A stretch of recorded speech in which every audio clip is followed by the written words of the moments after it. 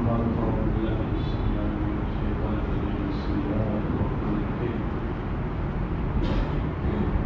والمؤمنون والمؤمنات بعضهم أولياء بعض وأمر بالمعروف وينهون عن المنكر وقال عليه الصلاة والسلام وقال يعقيب لعنه الله تعالى خير من لفظ الشر أو كما قال عليه الصلاة والسلام. میرے عزیز اور بھائی دوستوں، آج ہم لوگ ذوالحجہ کی 5 تاریخ کو پہنچے.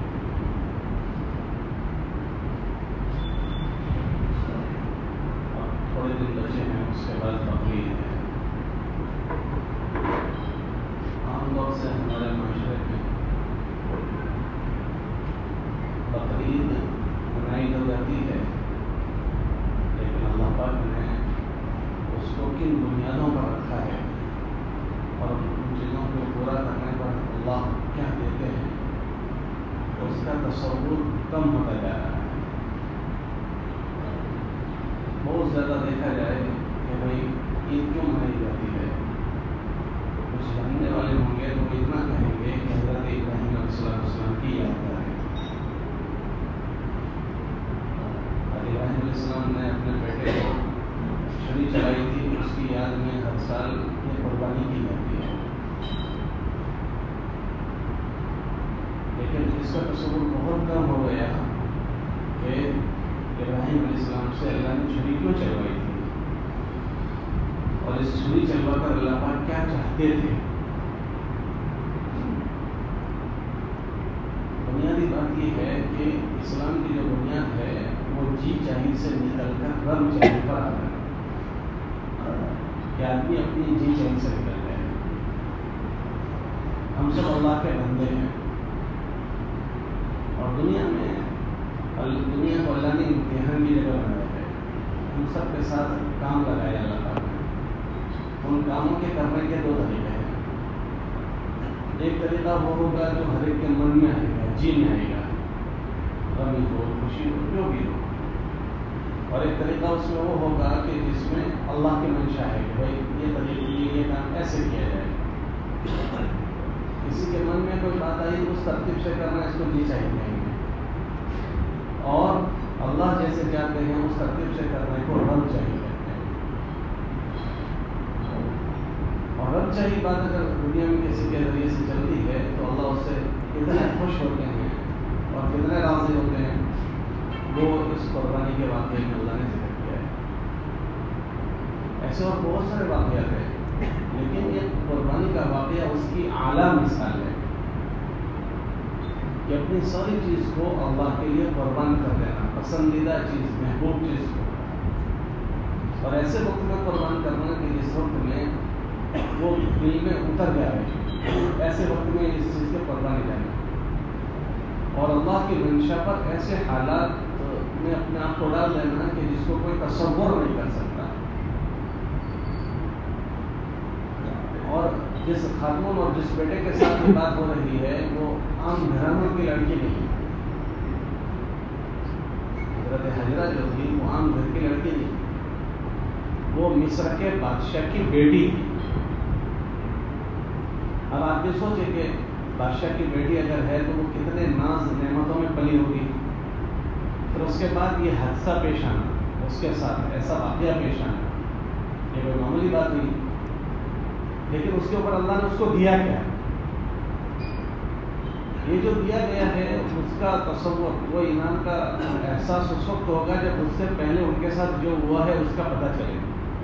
ابھی ہمارے ماحول میں یہ چیز ختم ہو گئی.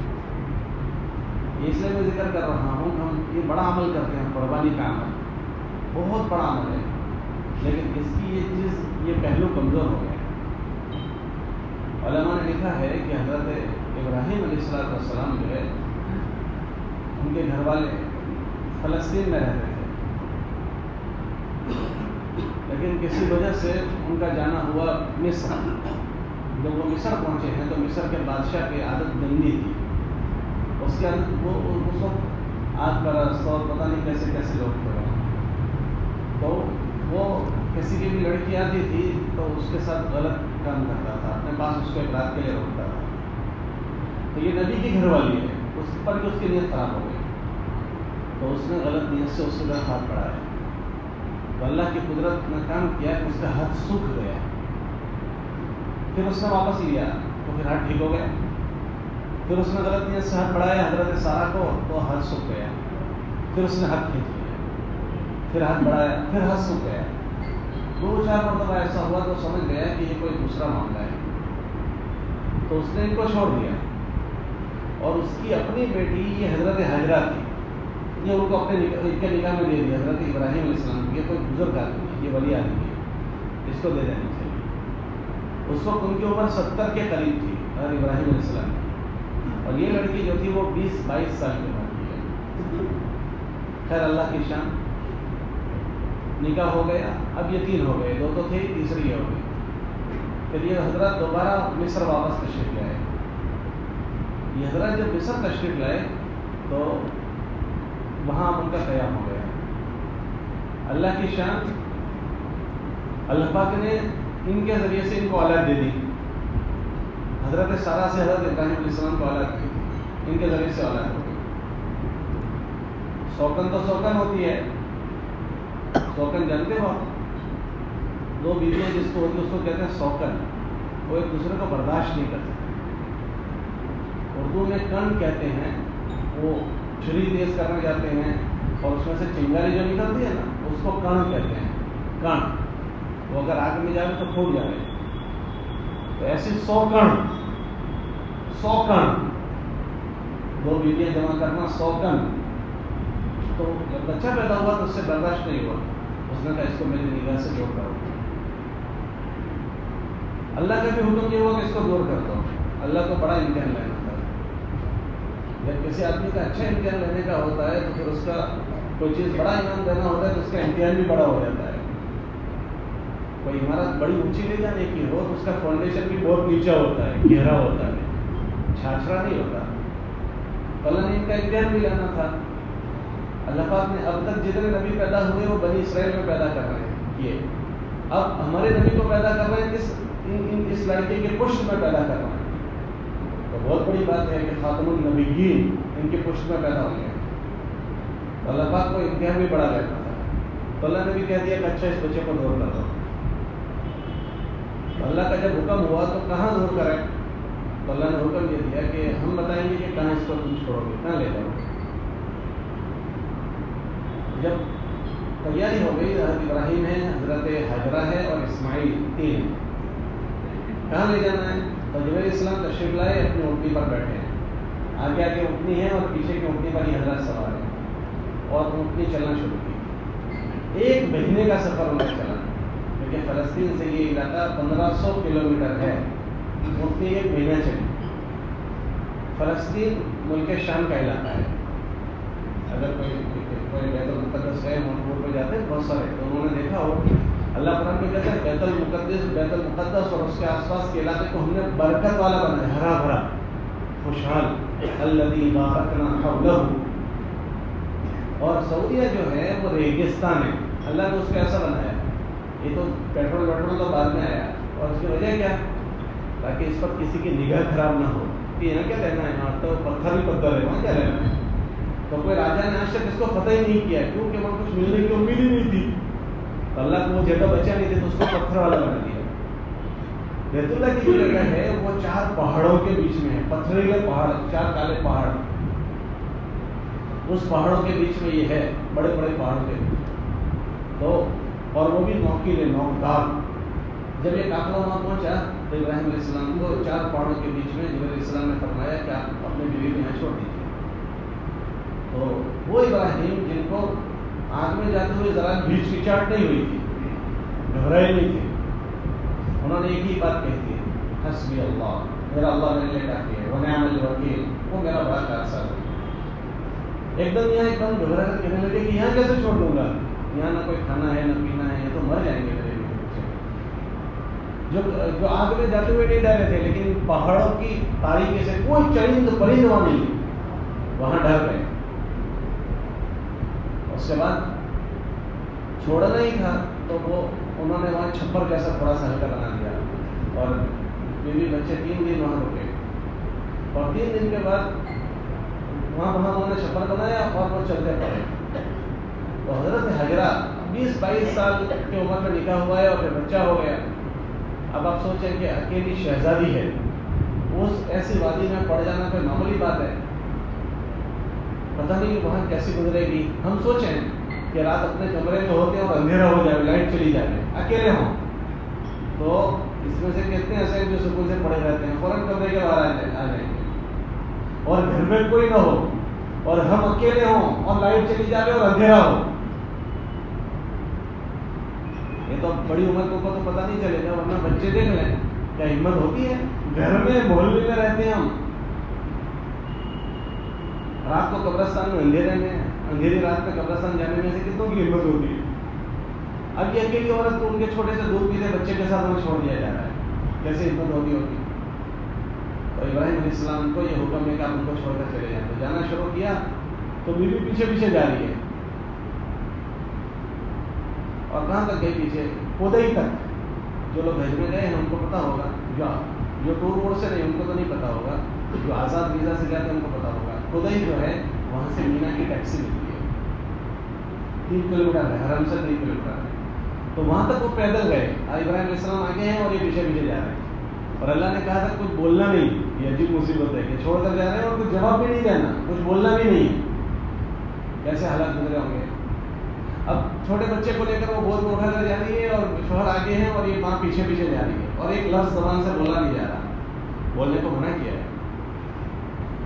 خدائی تک پہنچے تو اس کے بعد ان کے ذہن میں خود ہی آیا کہ شاید یہ نبی ہے, اللہ کا حکم ہوا ہوگا. کیا اللہ کا حکم ہے؟ تو انہوں نے گردن سفل اتنا کیا.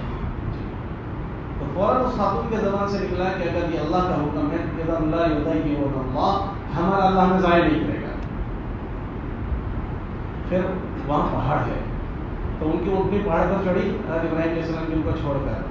تب تک کوئی وہ ٹک ٹکی نگاہوں سے دیکھ رہی ہے اس کو, اس جنگل میں پتہ نہیں کیا بنے گا, حسرت کی نگاہوں سے دیکھ رہی ہے کہ چھوڑ کر جا رہے ہیں. سوچو کہ کسی علاقے میں اپنی گھر والی کو تنہا کوئی آدمی چھوڑ کر آ جائے, یا کسی کا دودھ پیتا بچہ اس جگہ. تھوڑا سوچو, یہ تو میں نے کہا آپ سوچو اس کو. اپنی گھر والی کو اسٹیشن پر اکیلی چھوڑ کر آ جاؤ, بمبئی کے اسٹیشن پر, دلی کے اسٹیشن پر, کیا تمہارا جگر مانے گا؟ بھرچک اسٹیشن ہے, بھرچک. ہمارا بچہ کہیں چھوٹی عمر کا کہیں اکیلا رہ جائے, یہ اکیلی بچی کو چھوڑ کر اکیلی گھر والی کو چھوڑ کر جا رہے ہیں. تو اب پتہ نہیں کب ملیں گے. یہ 3 دن کے لیے نہیں جا رہے ہیں, چلے کے لیے نہیں جا رہے ہیں. ہمارے یہاں تو 3 دن جاتے ہیں, اس میں بھی چلے میں جاتے ہیں, اس میں بھی گھر والوں کو چھوڑنا مشکل پڑتا ہے. یہ پتہ نہیں اللہ کا حکم کب ہوگا واپس آنے کا. اور پہاڑ پر چڑھے, پہاڑ پر سے جب تک نظر آ رہے ہیں تو یوں ٹک ٹک کے نگاہوں سے دیکھ رہے ہیں. جب ان کا چہرہ اونٹنی دوسری طرف اتر گئی تو پھر یہ واپس اپنے اس خیمے کی طرف لوٹ رہی. اکیلی عورت ہے 4 پہاڑوں کے بیچ میں. تھوڑی دیر کے لیے سوچو, اس جگہ پر پہنچ کر جب اترے دوسری طرف تو ابراہیم علیہ السلام نے وہاں دعا مانگی, انی اسکنت من ذریتی بواد غیر ذی زرع عند بیتک المکرم, کہ اللہ تیری اس جگہ پر میں نے اپنے اولاد کو لاوارث چھوڑ دیا ہے. کیسی جگہ پر کہ جو وہاں کوئی چیز نہیں, اللہ تیرے بھروسے چھوڑا ہے تاکہ وہاں تیرا امر زندہ ہو. ابراہیم علیہ السلام کو جبریل نے کہا تھا کہ چھوڑتے ہوئے نہ گھبرائیں, یہاں اللہ کا گھر بنے گا. اور یہ دعا کی تھی کہ یہاں اللہ کا گھر بنے گا اور یہاں آخری نبی کو اللہ تمہاری اولاد سے وجود دیں گے. لیکن شکل پوری ٹوٹی ہوئی ہے, کیسے ہوگا کوئی نہیں پتا. اللہ کا حکم وہ چھوڑ دیا. پھر اس کے بعد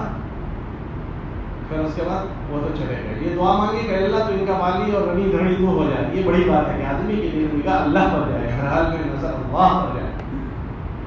اللہ پر نظر گئی, ان کو اللہ کے حوالے کیا. ان کو کیا توشہ دے کر گئے وہ تو مجھے نہیں پتا, لیکن پانی جو تھا وہ 1 دن 2 دن یا 3 دن چلا. اب وہ 3 دن کے بعد پانی جو بوتل میں تھا, وہ جو ان کے پاس مشکیزہ تھا, وہ ختم ہو گیا. اب دودھ پیتا بچہ پانی سے بل بلا رہا ہے. اب آپ ہر آدمی سوچیں کہ جس کا بچہ بل بلاتا ہو اس کی ماں پر کیا گزرتی ہوگی. جن کے بچے چھوٹے ہوتے ہیں, جھولا دیتے ہیں, ماں بچہ روتا ہے رات میں, اس کی ماں کی نیند اڑ جاتی ہے, اس کا باپ پریشان ہو جاتا ہے. تو اس وقت میں سوچیں کہ اس ماں پر کیا گزری ہوگی کہ اس کا بچہ اس کے سامنے پیاس سے بل بلا رہا ہے، چیخیں مار رہا ہے. یہ جو صفا مروہ کی صحیح ہوتی ہے، جو حج میں گئے ہیں اور عمرے میں گئے ہیں، صفا مروہ کی صحیح، یہ بچہ جب بل بلایا ہے 3 دن کے بعد، تو وہ ماں سے دیکھا نہیں گیا کہ میرا بچہ تڑپ رہا ہے، میرا بچہ مرنے کے قریب ہو رہا ہے. تو اسے پتا تھا کہ وہاں کہیں بھی پانی نہیں ہے، لیکن بس امید بھائی شاید کہیں کچھ ہو جائے. یہ دوڑتی دوڑتی صفا پر ہو گئی. صفا پر چڑھ کر دیکھا، وہ تو اونچا پہاڑ تھا، یہ بھی تو کٹا ہوا پہاڑ ہے، بہت نیچا کرتے ہیں اس پہاڑ کو. نوکیلا ہے پہاڑ، وہاں سے کہاں سے جوتیاں لائیں گے دوڑنے کے لیے، چپل کہاں سے؟ اور شہزادی اپنے گھر کی لاڈلی، اس شہزادی کو صفا پہاڑی پر وہ چڑھی اور وہاں جا کر دیکھا کہ کہیں پانی مل جائے، کہیں نہیں ملا. تو وہاں سے دوسرا سامنے پہاڑ ہے، اس کا نام ہے مروہ. دوبارہ اتری کہ وہاں جا کر دیکھو، بیچ میں 2 ہری پتیاں لگی ہوئی ہے، جو حج عمرے میں گئے ہیں وہاں جب وہ پہنچتی تھی تو وہاں بچہ نظر نہیں آتا تھا. ایک دم دوڑتی تھی کہ میرے بیٹے کو کوئی جانور کھا نہ جائے. تو پھر ایک دم دوڑتی ہوئی اوپر چڑھی ہے. پھر وہاں مروہ پر چڑھ کر دیکھ رہی ہے کہ پانی ہے، کوئی جگہ پر پانی نہیں. اسے پتا ہے کہ صفا پر دوبارہ نہیں ہے، لیکن مرتا کیا نہ کرتا، تو دوبارہ اس جگہ سے واپس لوٹ گیا. وہ ماں کا منظر سوچو کہ اس ماں پر کیا گزری ہوگی، اکیلی ہے اور چھوٹا سا دودھ پیتا بچہ ہے، کچھ اس کے پاس نہیں. دوبارہ وہاں سے مروہ سے اتری اور صفا کی طرف جا رہی ہے. پھر صفا پر کچھ نہیں ملا، پھر دوبارہ مروہ پر. یہ دیوانگی ہو گئی، یہ پاگل پن ہے، کیا کر رہی ہے، پانی نہیں ہے کہیں بھی، لیکن اس امید پر کہ ہو سکتا ہے کہیں. یہ 7واں چکر تھا مروہ پر اور وہ تھک گئی. ایسا نہیں تھا کہ 7 چکر اس نے مل کر کیے تھے، وہ تھک ہار گئی. ایک ماں ہے بے چینی میں دوڑ رہی ہے بھاگی بھاگی دیوانوں کی طرح، تو مروہ پر وہ دھڑام لے کر گر گئی. پھر اس کے چلنے کی ہمت نہیں. جب اس کے چلنے کی ہمت نہیں ہوئی تو اس کو یقین ہو گیا وہ بھی پیاسی ہے، وہ پیاسی ہے، وہ مرنے کے لیے وہاں گر گئی کہ مجھ سے میرے بیٹے کا مرنا دیکھا نہیں جائے گا، کہ میرے بیٹے کا مرنا مجھ سے دیکھا نہیں جائے گا، وہ وہاں مر جائے اور میں یہی مر جاؤں. یوں کر کے وہ دھڑام لے کر یہاں گری اور بچہ وہاں بل بلا رہا ہے. تو اس کا یہ بھائی وہ وہاں مر جائے میں یہاں مر جاؤں. اس حالت میں اس سے رہا نہیں گیا، تو اس نے تھوڑا سا گردن اٹھا کر دیکھا کہ میرے بچے کا آخر کیا حال ہے. یہ اٹھا کر دیکھا، ہمت بند تو دیکھا کہ ایک آدمی اس بچے کے پاس کھڑا ہے. یہاں تو کوئی آدمی نہیں، یہ آدمی کہاں سے آ گیا ہے.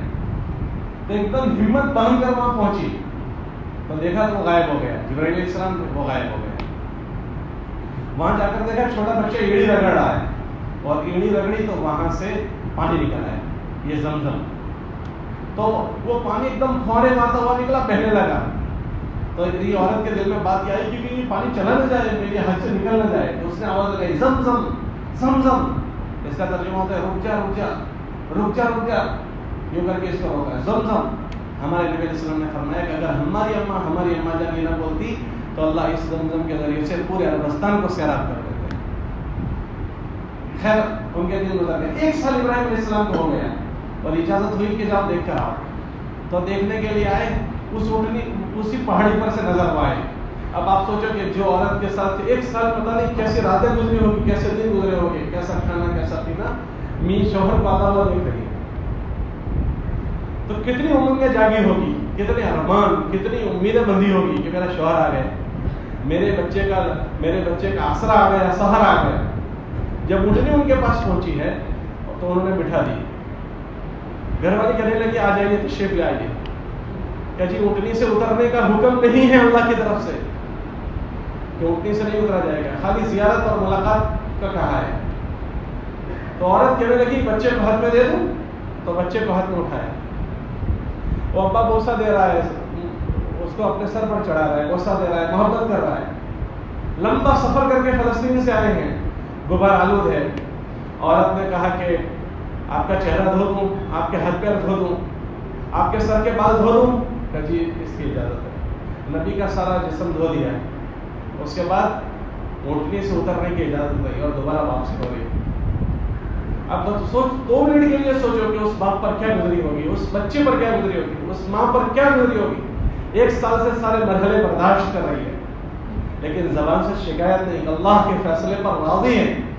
ہمیں اللہ سے کوئی شکایت نہیں. اللہ جس حال میں رکھے اس میں ہم راضی ہیں. یہ سبق ہے اس واقعے. دوبارہ واپس جا رہے ہیں. یہ 84 سال کی شاید عمر تھی اور بچے کی ولادت ہوئی تھی. اب 92 سال کی عمر ہو رہی ہے, 92 سال کی عمر ہو رہی ہے اور خواب دیکھ رہے ہیں. یہ اب چھوڑ کر چلے گئے. ابراہیم علیہ السلام تو جہاں جا رہے ہیں وہاں دوسری بیوی ہے, دوسری 2 بیویاں تھیں, لیکن یہ عورت جس کو چھوڑ کر جا رہے ہیں اس کا کوئی نہیں ہے. یہ بے یار و مددگار اکیلی یہاں ہے. وہ تو وہاں چلے گئے.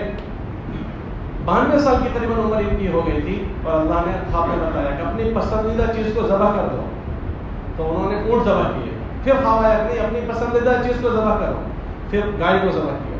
پھر خواب آیا کہ اپنی پسندیدہ چیز کو ذبح کرو, تو بکریاں ذبح کی. پھر خواب آیا کہ اپنے پسندیدہ چیز کو ذبح کرو, تو بس شاید ذہن میں آیا کہ شاید یہ اسماعیل کا کیا ہے. تو پھر 1500 کلومیٹر سے سفر کر رہے ہیں اوزار کے ساتھ اپنے اس چہیتے بیٹے کو ذبح کرنے کے لیے جس کو اللہ سے مانگا تھا. اللہ قرآن میں فرماتے ہیں کہ ابراہیم علیہ السلام نے اللہ سے مانگا کہ اللہ مجھے نیک اولاد دے. اللہ نے نیک بچہ دیا تھا. اب اپنی چھری لے کر جا رہے ہیں. اب آپ سوچو کہ باپ بیٹے کو تماچا مار کر پچھتاتا ہے کہ میں نے میرے بیٹے کو کیوں مارا. وہ باپ اپنے بیٹے کو ذبح کرنے کے لیے اتنے دور سے جا رہا ہے. بات کیا ہے کہ یہ محسوس ہو رہا ہے کہ اس دل میں اللہ ہونا چاہیے. ابراہیم آپ کے دل میں اسماعیل آ گیا ہے, آپ کے دل میں اسماعیل کی محبت اللہ سے زیادہ آ گئی ہے. اس بیٹے کو ذبح کر ڈالو اللہ کے نام. 1500 کلومیٹر سے یہاں جا رہے ہیں اور وہاں پہنچنے کے بعد جب ہم ایک ایک قدم سوچو کہ جب وہ باپ چلتا ہوگا اس بیٹے کی طرف تو اس باپ کے اوپر کیا گزرتی ہوگی کہ بیٹے کو, اب بیٹا چلتا پھرتا ہو گیا, 8-10 سال کا ہو رہا ہے, اب اس کے گلے پر چھری چلانی, تو کیا منظر اس باپ کے اوپر کیا گزر رہی ہوگی. جب وہ وہاں پہنچا ہے تو گھر والی پھر دیکھ رہی ہے, اتنے سالوں کے بعد دوبارہ آئے ہیں. اتنے سالوں کے بعد آنے کے بعد جو امنگ, جو آرزو, جو تمنا کتنی بھری ہوگی. اس ماں سے ابا کہہ رہے ہیں, بیٹے کے ابا کہہ رہے ہیں کہ بیٹے کو تیار کرو, میں اس کو ٹہلانے کے لیے, سیر کرنے کے لیے لے جاؤں گا. ماں خوش ہو گئی کہ بیٹا ٹہلنے جائے گا. تو بیٹے کو ٹہلانے کے عنوان سے تیار کیا, کپڑے پہنائے. ابا اس کو لے کر مینا گئے. مینا میں جہاں کنکر ہم مارتے ہیں, جہاں بڑا شیطان ہے, اس بڑے شیطان کے پاس لے کر گئے اور اس بڑے شیطان کے پاس جا کر بیٹے سے کہنے لگے, بیٹا میں نے خواب دیکھا ہے. کیا خواب دیکھا ہے؟ میں نے خواب دیکھا کہ بیٹا میں تجھے ذبح کر رہا ہوں. انی رأیت فی المنام انی اذبحک فانظر ماذا تری. میرے بیٹے تیری کیا رائے ہے؟ وہ بیٹے کو بھی اس ماں نے تربیت کیسے زوردار کی ہوگی. چھوٹا سا ننا منا بچہ کہہ رہا ہے, یا ابت افعل ما تؤمر. 1 منٹ رکا نہیں بچہ, 1 سیکنڈ نہیں رکا اور جواب دیا, او میرے ابا جی آپ وہ کر گزریے جس کی آپ کو اللہ نے حکم دیا ہے, آپ کر گزریے. افعل ما تؤمر ستجدنی ان شاء اللہ من الصابرین. آپ مجھے صبر کرنے والوں میں پائیں گے. یہ جواب دیا, آپ مجھے چھری چلے گی اور آپ مجھے صبر کرنے والوں میں پاؤ گے, مجھے کوئی شکایت نہیں ہوگی. کیسی زوردار تربیت اس بچے کی ماں نے کی ہوگی. باپ تو تھا ہی نہیں. ماں کی تربیت بنیادی چیز ہے. اتنا جواب دینے کے بعد اس کے ذہن میں بات کیا آئی کہ ہو سکتا ہے میری ماں کو تکلیف ہوگی, اس نے مجھے پالا ہے. تو اس نے اپنا کرتا نکال دیا اور کرتا نکال کر کہا کہ ابا جی جب آپ واپس جائیں گے تو میری ماں کو مجھ سے تکلیف ہوگی, جدائی کی تکلیف ہوگی, تو یہ میرا کرتا لے جائیے اور میری اماں کو دے دینا, تاکہ جب اس کو میری یاد آئے تو میرا کرتا دیکھ کر اس کا دل ٹھنڈا ہو جائے, تسلی ہو جائے. یہ کرتا لے جانا. اور پھر خود کو کہنے لگا کہ ابا جی آپ مجھے الٹا لٹانا, وَتَلَّهُ لِلْجَبِينِ.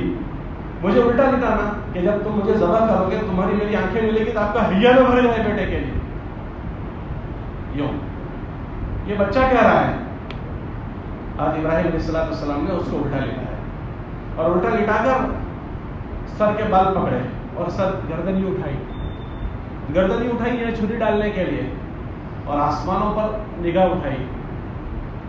آسمانوں پر نگاہ اٹھانے کے بعد اللہ سے کہہ رہے ہیں کہ اللہ پاک تو میرا امتحان لینا چاہتا ہے کہ اللہ میرے دل میں تو تیرے علاوہ اسماعیل کی جگہ ہو گئی ہے. اللہ میرے دل میں تیرے علاوہ کوئی نہیں ہے, تو ہی تو ہے. کتابوں میں آتا ہے آسمان کے فرشتے 2 مرتبہ روئے ہیں, 2 ہی مرتبہ. ایک جس وقت ہمارے نبی علیہ السلام پر طائف والوں نے پتھر مارے تھے تو آسمان کے فرشتے روئے تھے, اور ایک مرتبہ جب یہ چھری اسماعیل کے گلے پر چل رہی تھی اس وقت آسمان کے فرشتوں کی چیخیں نکل گئی کہ کیا ہو رہا ہے. ابراہیم علیہ السلام کہہ رہے ہیں کہ اللہ تو یہ امتحان لینا چاہ رہا ہے کہ میرے دل میں تیرے علاوہ اور کوئی کی جگہ ہو گئی ہے. اللہ نہیں, میرے دل میں تیرے علاوہ کوئی نہیں. یہ بڑی بات ہے, ہمارے دل میں اللہ کے علاوہ کوئی نہیں. ہمیں کوئی ہمارا یہ دل خرید نہیں سکتا، ہم اللہ کے علاوہ کسی کے ہاتھ پر بک نہیں سکتے، کوئی ہمارا سودا نہیں کر سکتا، ہمارے جذبات کا، ہماری سوچ کا، ہماری فکروں کا، ہمارے رہن سہن کا، ہماری غمی خوشی کا کوئی سودا نہیں کر سکتا۔ ہم وہ کریں گے جس سے ہمارا رب راضی ہو۔ انہوں نے سر پکڑ کر ہی اٹھایا اور اللہ سے کہہ رہے ہیں کہ اللہ تو امتحان لینا چاہتا ہے، اور یوں کہہ کر بسم اللہ اللہ اکبر کہہ کر چھری چلائی، بسم اللہ اللہ اکبر، ایک مرتبہ چلائی، چھری نہیں چل رہی، پھر دوبارہ چلائی، چھری نہیں چل رہی ہے، پھر تیسری مرتبہ چھری چلائی، چھری چلی، اور آپ دیکھ رہے ہیں تو دیکھا کہ اسماعیل جو سامنے کھڑے ہیں، اسماعیل سامنے کھڑے ہیں، اور یہاں ان کی جگہ پر دمبا ذبح ہوا پڑا ہے۔ اللہ نے آیت بتائی، قد صدقت الرؤیا، ابراہیم ہم نے جو بات آپ سے پوچھی تھی کہ اپنی پسندیدہ چیز ذبح کرو، آپ اپنے امتحان میں سچے اترے ہیں۔ اللہ نے جبرائیل علیہ السلام کے ذریعے سے اسماعیل کو نکال لیا اور ان کی جگہ پر مینڈا لگا دیا، وہ ذبح ہو گیا۔ اللہ کو یہ ادا پسند آئی ہے، اس دل میں اللہ کے علاوہ کوئی نہیں آئے گا۔ یہ قربانی ہم ملت ابراہیمی پر ہے، ملت ابیکم ابراہیم هو سماکم المسلمین، ہم اس ملت ابراہیمی پر ہیں۔ ایک روایت میں آتا ہے حضرت ابوبکر صدیق رضی اللہ تعالیٰ عنہ نے فرمایا ہمارے نبی سے، ہمارے نبی جی اگر اللہ ہمیں بھی حکم دیتا کہ اپنے بچوں پر چھریاں چلا دو تو ہم بھی دکھا دیں اللہ کو، ہم بھی اپنی اولادوں کی گردنوں پر چھریاں چلا دیں، لیکن اللہ پاک یہ امتحان لے رہے ہیں اپنے نبی کا، یہ ان کی یاد میں ہم سب قربانی کرتے ہیں۔ اس لیے قربانی ایک رواجی چیز نہیں ہے، اللہ پاک نے یہ قبول کر لیا۔ اللہ کو ان کی یادیں ایسی پسند آئی کہ اللہ نے ان سے بڑے بڑے، بیت اللہ ختم ہو گیا تھا اور ٹوٹ گیا تھا، اللہ پاک نے بیت اللہ ان دو باپ بیٹوں سے بنوایا، ابراہیم اور اسماعیل سے بنوایا بیت اللہ، اور اس کے بعد ہمارے نبی علیہ السلام کی جو سلسلہ چلا ہے وہ اسماعیل علیہ السلام سے چلا، کہ اس کے اب تک جتنے نبی پیدا ہوتے تھے وہ بنی اسرائیل میں، انہوں نے امتحان دے دیا، امتحان میں کامیاب ہو گئے۔ اب اس کا بدلہ کیا ملا؟ ان کے بدلے میں اللہ نے ان کو یہ دیا کہ آخری نبی اللہ نے ان کی اولاد میں دے دیا، حضرت اسماعیل کے پشت میں دے دیا، کہ ان کی پشت میں آ گئے ہو، ان کی نسل سے حضرت محمد صلی اللہ علیہ وسلم خاتم النبیین ہے، ان کی پشت سے ہے۔ علماء فرماتے ہیں کہ ان کے قربانیوں کے نتیجے میں اللہ نے ان کی اداؤں کو زندہ کر دیا، نبی ان کی پشت میں چلایا، بیت اللہ کی تعمیر اللہ نے ان سے کروائی ہے، کہ جو اللہ کے نام پر قربانی دیتے ہیں اللہ نہ ان کو ضائع کرتے ہیں نہ ان کی اولادوں کو ضائع کرتے ہیں، یہ بڑی بات ہے۔ اس لیے ہم بھی قربانی کرتے ہیں، ہر سال کرتے ہیں، ہم اس کو بوجھ نہ سمجھیں، ہمارے معاشرے میں اس قربانی کو بوجھ سمجھا جاتا ہے۔ ابھی تو حالات ہمارے جیسے بھی ہو گئے، اللہ اس کو عافیت کے ساتھ حل کرتے ہیں، ورنہ لوگ اس کو یوں کہتے تھے کیا جھنجھٹ کرنے کی، عورتیں کہتے ہیں جھنجھٹ گھر میں نہیں کرنے کی، اپنے بھاگتے دیں گے، ایسا لوگ بولتے ہیں کہ بھاگتے دیں گے، یہ شوق سے کرنے کی چیز ہے، یہ شوق ان جانوروں کے قربانی، جو جانور قانون کے دائرے میں کوئی مسئلہ نہیں ہے، قانون کے دائرے میں جائز ہے، جس کو گنجائش اللہ نے دی ہو قانون کے دائرے کے جانور ضرور لانے چاہیے اور اس کو اپنے ہاتھوں سے ذبح کرنے چاہیے۔ علماء نے لکھا ہے جب جانور ذبح ہو تو ذبح کرنے والے آدمی کو اس کے سامنے حاضر رہنا چاہیے۔ ہمارے بزرگوں کی عادات میں کہ عید ختم ہوتی تھی تو آئندہ سال کا جانور دوسرے دن خرید لیتے تھے، ایک سال اس کو پالتے تھے، اتنا پالتے تھے کہ وہ دل کو بہلا لگنے لگے، پھر اس کو چھری چلا تو دل پر گزرے گی کہ کیسا لگتا ہے۔ ایک سال آدمی بکرے کو پالے اور پھر اس کے بعد اس کو ذبح کرے تو آپ آدمی کے وہ بکری گھر والوں سے دوستی ہو گئی، گھر والوں کو اس سے دوستی ہو گئی، پھر چھری چلاؤ کیسا لگے گا؟ تو یہ جھنجھٹ کی چیز نہیں ہے، یہ زبانوں کے بول، لوگوں کے سنا سنی ہم سنتے ہیں، بولتے ہیں، ٹھیک ہے قانون کی وجہ سے ہم کچھ جانوروں کے نہیں کر سکتے ہیں تو ٹھیک ہے اس کو چھوڑ دیں، لیکن جو قانون کے دائرے میں جانور آتے ہوں ان کو ضرور کرنی چاہیے اور اپنے ہاتھ سے کرنی چاہیے اور خوشی خوشی کرنی چاہیے، اللہ کا امر پورا سمجھ کر کرنی چاہیے، اس کو بوجھ نہ سمجھیں۔ تو یہ ایک مبارک اللہ نے موقع ہم کو دیا ہے، تو جو ہم قربانی کریں گے اس کو ہمیں خوشی ہو کہ ایک اللہ کا امر ہم سے پورا ہو رہا ہے، اس پر اللہ نے بڑے فضائل رکھے ہیں۔ پھر اس کے بعد اس کے صفائی کا بھی خیال کریں کہ قربانی کی جانور کرنے کے بعد ادھر ادھر اس کی گندگی کو نہ ڈالیں، یہ مسلمان کو تکلیف دینا حرام ہے، تو ہم اپنے ہاتھ سے گڈھا کھدوائیں اور اس کے فضلے اور اس کی گندگی کو ختم کریں۔ تیسری بات اس میں غریبوں کو بھی یاد رکھیں، آج کل تو اکثر بکرے کر رہے ہیں تو بکرا بخیل بنا دیتا ہے، آدمی کو کنجوس بنا دیتا ہے، تو بھائی بکرا ہے بہت مہنگا، بھائی اللہ کے لیے کیا بڑی چیز ہے، تو اس لیے خرچ کرنے میں بخیل مت بننا، ورنہ اکثر بھائی بڑا جانور ہے وہ تو اتنے جانور گوشت گھر میں رکھ کر کیا کریں گے، تو بکرا ہمیں بخیل نہ بنا دے، ہم ان لوگوں کا بھی خیال کریں گے جن کے وہاں قربانیاں نہیں ہوئی ہے، ان کے وہاں قربانی کا گوشت بھیجیں، اللہ ہمیں روز کھلاتا ہے، تو یہ اس کے بہانے پتہ نہیں کتنے عید الفطر کے موقع پر ہم لوگ صدقہ فطر کے ذریعے سے غریبوں کی مدد کرتے ہیں. قربانی میں ہم اس گوشت کے ذریعے سے اللہ کا قرب بھی حاصل کریں گے اور ہم یہ عمل بھی کریں گے. اس لیے کوشش کریں. یہ ابھی 5 دن باقی ہیں ذی الحجہ کے. اللہ کی زمین پر رمضان کے بعد سب سے مبارک قیمتی دن جو ہے وہ یہ 10 دن ہے. پہلے چاند سے لے کر یہ عرفہ تک کا دن یہ سب سے زیادہ قیمتی ہے. اس میں اگر کوئی ایک روزہ رکھے تو 1 سال کے روزوں کا ثواب ہے. 1 سال کے روزوں کا. اور ایک رات عبادت کرے لیلۃ القدر کے برابر اس کا ثواب ہے. اس لیے کوشش کرو کہ اس میں جو زیادہ سے زیادہ عبادت کر سکیں کریں. اس میں گناہ نہ کریں, اللہ کے واسطے گناہ نہ کریں. ساری نمازیں تکبیر اللہ کے ساتھ پڑھیں. جانی عبادت بھی کریں, مالی عبادت خرچ کریں. اور اس کے علاوہ تکبیر تشریق پڑھا کریں. یوں تکبیر تشریق جو واجب ہے وہ عرفہ کے دن سے 9 ذی الحج سے وہ واجب ہے. واجب ہے. کوئی اکیلا نماز پڑھے تو بھی اور اجتماعی نماز پڑھے تو بھی تکبیر تشریق مردوں پر بھی واجب ہے, عورتوں پر بھی واجب ہے. مرد تو زور سے پڑھیں گے, عورتیں آہستہ پڑھیں گی, لیکن وہ گھر والوں کو بھی ضرور پتہ ہے تکبیر تشریق واجب ہے. باقی ان دنوں میں بھی اٹھتے بیٹھتے تکبیر تشریق ضرور پڑھنا چاہیے. اس میں قربانی کا عمل جمع ہے, حج کا عمل اسی میں جمع ہے. 5 اسلام کے ارکان ان 10 دنوں میں جمع ہے. ایمان, نماز, روزہ, یہ روزے اس میں رکھنے چاہیے. روزہ, خرچ کرنا اور حج, یہ 5 عبادت پورے سال میں ایک ہی یہ 10 دن ہے جس میں جمع ہوتے ہیں. تو اللہ کے وہاں مبارک دنوں کی بڑی قدر ہے. اس لیے کوشش کریں کہ خوشی خوشی قربانی بھی کریں اور قربانی کے ذریعے سے کسی کو تکلیف بھی نہ ہو, جانور کو بھی نہ ہو, اور عبادت میں بھی اپنے آپ کو وقت لگائیں. اور خصوصاً عرفے کا روزہ ضرور رکھیں. عرفے کا روزہ بہت اہتمام کریں, اللہ توفیق دے تو اس میں ضرور رکھیں. اگلے سال کے گناہوں کی بھی معافی ہے اور پچھلے سال کے گناہوں کی بھی معافی ہے. اللہ ہمیں اس کی توفیق دے اور ہمارے اس عمل کو اللہ اپنے قرب کا اور اپنے رضا کا ذریعہ بنائے. سبحان اللہ.